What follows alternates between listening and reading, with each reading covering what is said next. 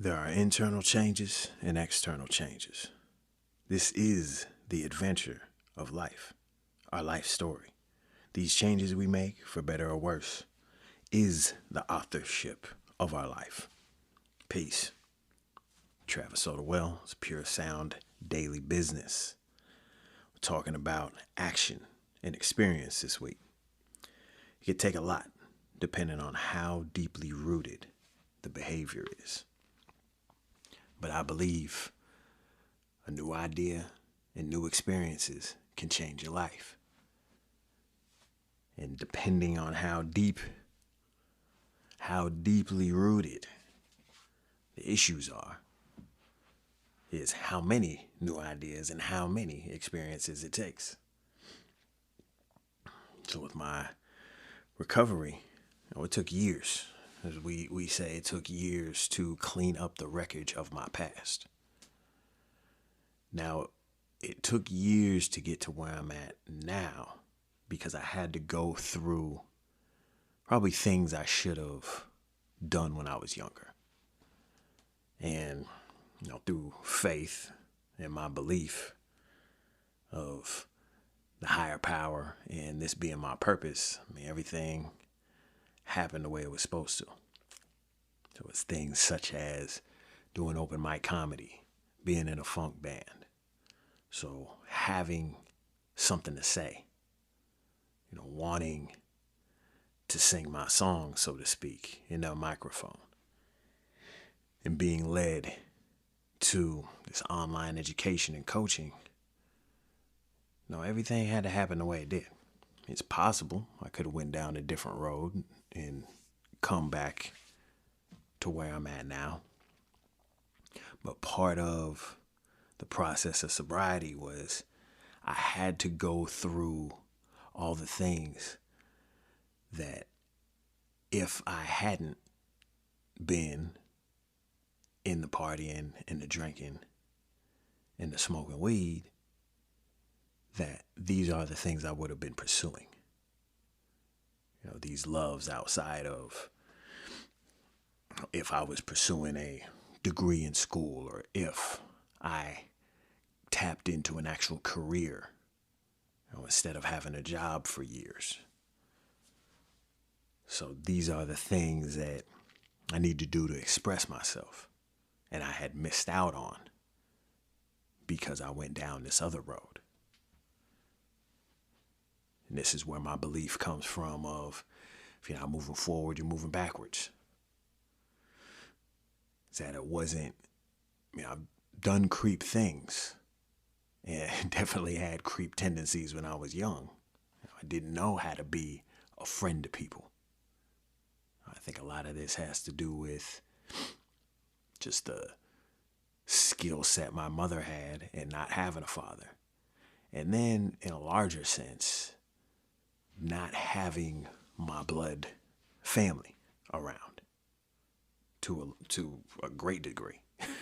Almost to any degree. I can't say any degree though.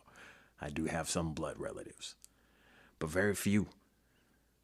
I grew up with I wasn't a foster child, but that's very similar. Without the bad foster family piece. Praise the Most High. I only laugh in sympathy, so no one takes that the wrong way. It's that as I've gotten older, I've seen how fortunate I have been with the position I've been in, that with things outside of my control, family structure, etc., etc.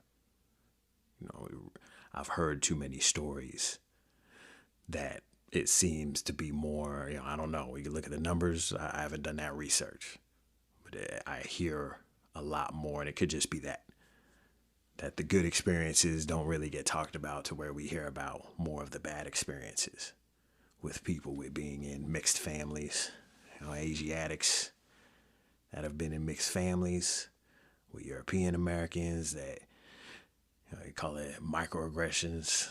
The word I like is passive aggressive and aggressive. There's a lot of aggressive talk, a lot of passive aggressive talk, That wears on a young, impressionable mind into adulthood. Outright abuse, trauma. So I hope anyone that has been through those things don't take my lightheartedness as dismissiveness. It's only I laugh in how fortunate I have been.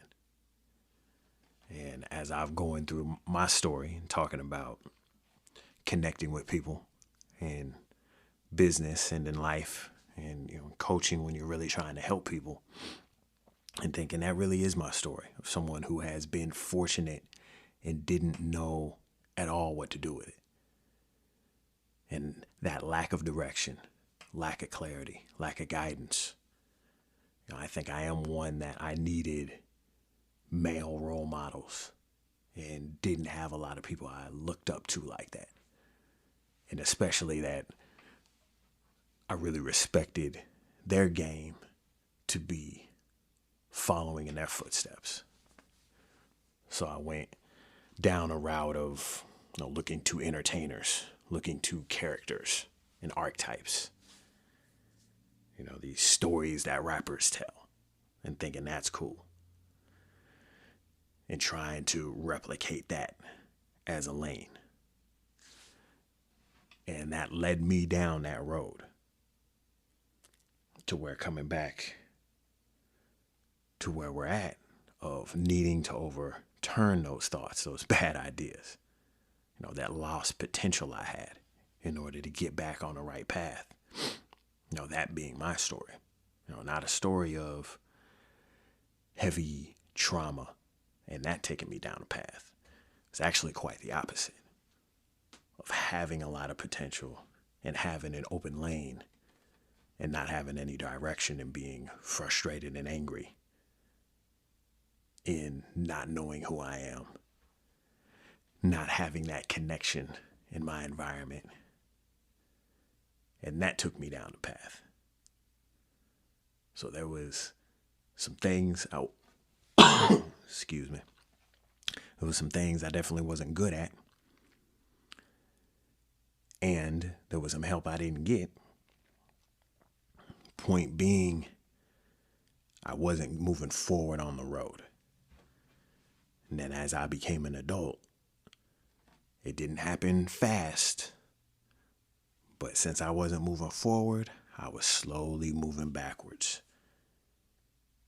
And that led into mediocrity. That mediocrity, once I realized where I was, I found myself in hopelessness. To where before I got sober, I was leaving the work release camp, the work release jail.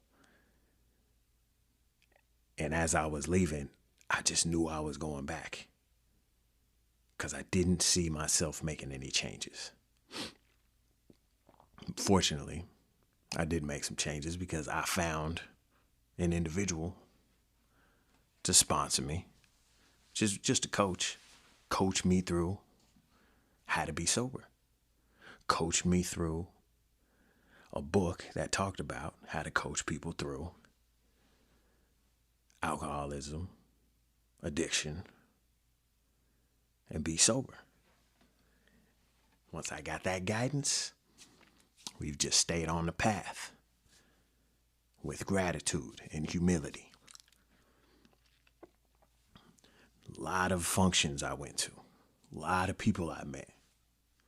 And honestly, I don't think there's any love lost.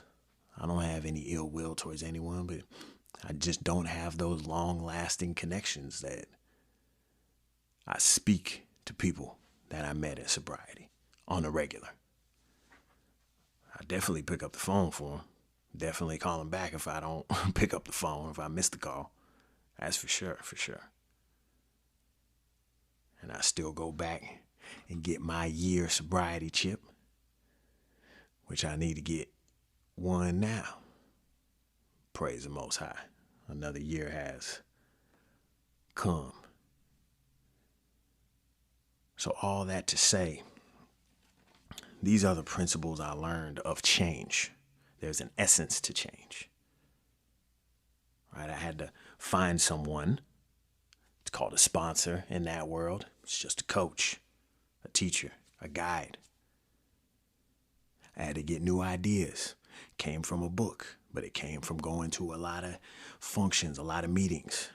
So these are the two pieces here. A lot of ideas from the book and listening to people. A lot of new experiences with the functions and the meetings. This is the essence of the change. And it's the same thing at any level as far as that essence, that framework, that system. This is universal to how we change. New ideas and new experiences. The more we get, the further we go, the faster we go. So what new experiences are you getting? And do you have to pay for some of these new experiences? Paying a coach could be paying for a vacation, paying to go somewhere. Or even family functions.